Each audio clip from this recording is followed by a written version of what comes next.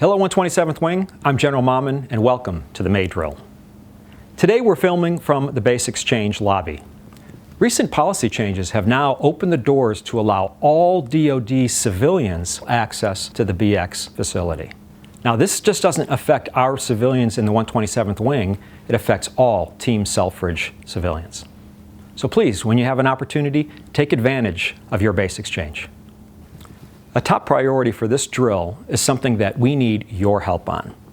2 years ago this month, we initiated a Defense Organizational Climate Survey, or DOC survey, for the entire wing.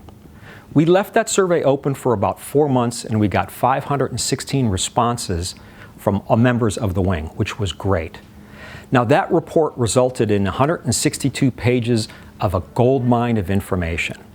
I use that report often to see where we need to go within the organization and how the leadership teams need to adjust to improve the culture of the wing.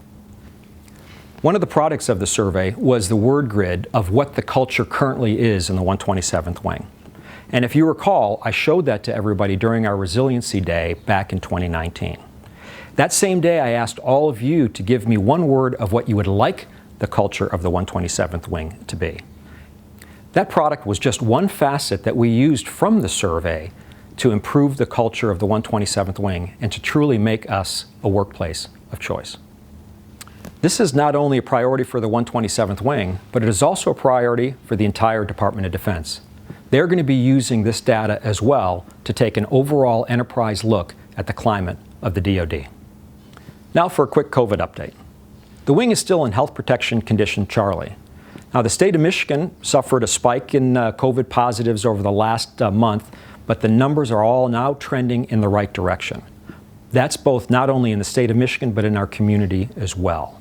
Every day we're looking at how we can change or modify our operations so we can continue this path in the right direction. But with that, we all are required to wear our masks when we're on base, social distance, and please practice good hygiene. Currently, the wing is sitting right at about 40% fully vaccinated. And when you're ready, I will ask you all to please go schedule your shot. Please talk to your supervision and they can help you make that happen. Again, the quicker everybody gets vaccinated, the quicker we can get back to normal operations here in the 127th Wing.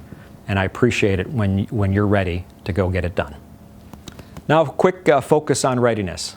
As everybody knows, we're going to have a big muscle movement and exercise in July and August, Exercise Spartan.